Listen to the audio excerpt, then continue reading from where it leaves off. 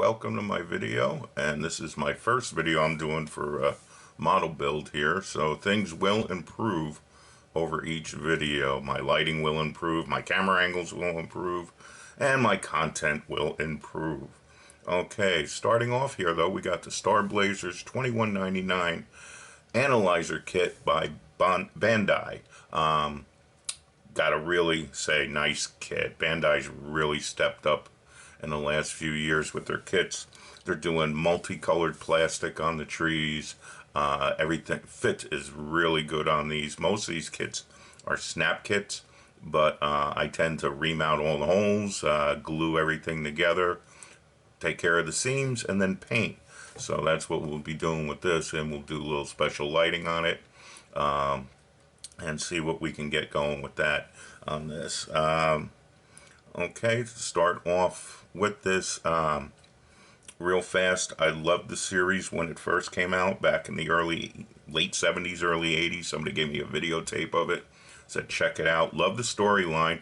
Thought it was a little childish anime. You know, the anime was good, but thought it was a little childish.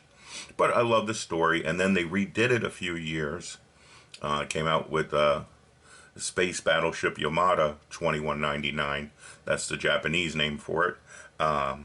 And kind of stepped it up. The robot's a little bit different than the first one. A couple cables missing, jetpack in the back is different, and that's about it.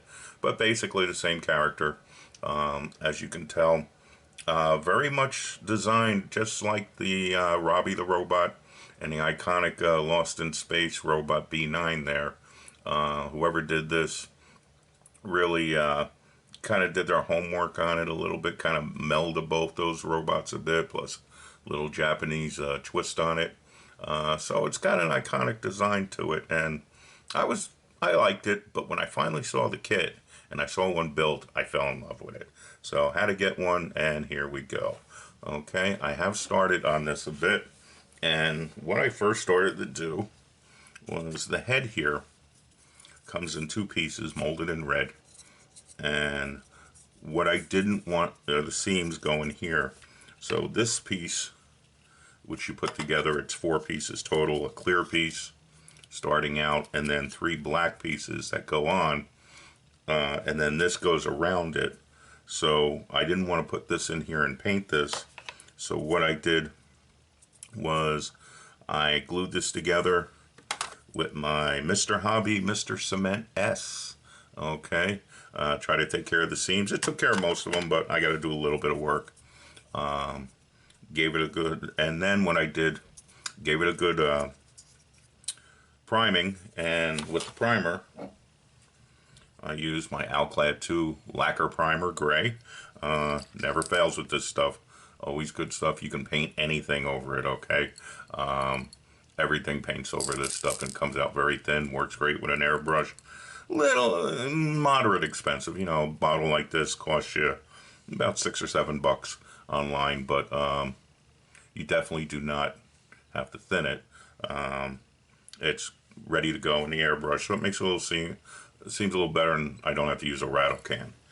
Okay, but before I primed it, what I did was, so I can fit the brain up in there, turn this around, I got out my old trusty Dremel and grinded the heck out of this thing, if you can see up there, you know. Grinded it all out, and now this piece with a little bit of finagling in there, okay, just to be gentle, pops right in there. It won't spread the seams when doing that. Pops in nice and flush like that, ready to go.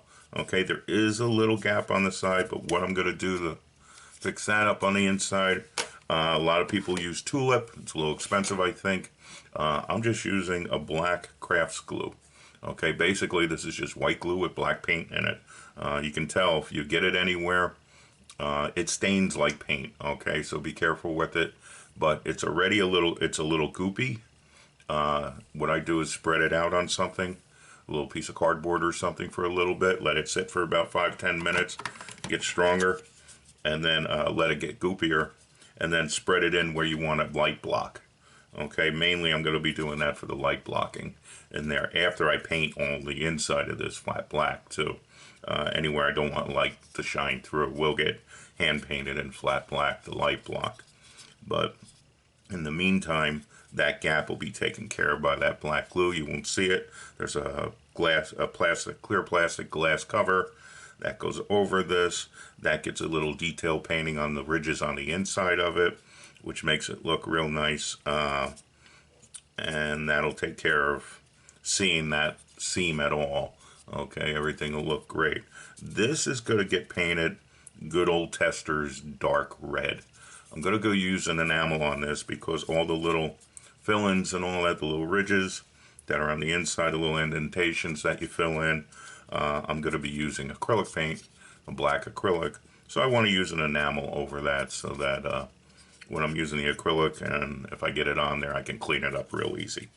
Okay, so basically it's going to be dark red, the Testers. Good, I love that color. If it seems a little too dark, I might lighten it up just a touch. Okay, and that's loving about an airbrush.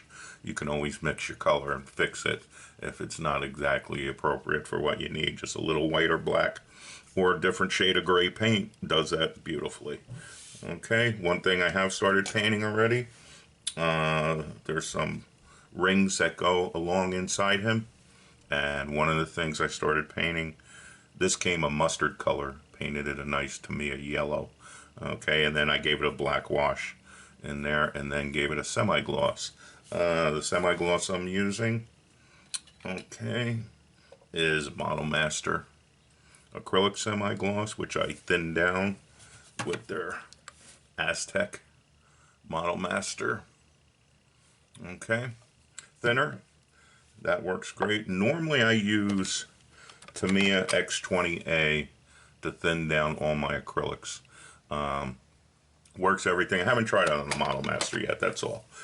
What I'm using for these other rings, they're a brown color, and they have a little bit of purple in them, and I like that color. The plastic, a couple of the rings came in a dark yellow mustard, but they have to be brown. So what I did, I had these two colors around, somebody gave me. These are Craft Smart, you get at Michael's, they're only 69 cents a bottle. One was espresso and one was plum. I mixed it. Problem is mixing that thinner, that and trying to thin it with the X20A, it comes out kind of goopy. It doesn't want to thin, it comes out sticky. So what I used was just basically Future floor polish. That worked great. The Future worked. Thinned it down real nice, 50-50 mix about, you know, give or take a little bit. And I used that and it kind of gave it a nice semi-gloss look to begin with, and it toughened it up a bit. Then I gave it another coat, a couple coats of Future, very thin, and then I gave it the semi-gloss back with the Model Master. Okay, so now I'm on to filling seams. Body's got seams, the arms have seams, the legs have seams. Taking care of that, mostly I'll be using my Mr. Hobby, Mr. Cement S.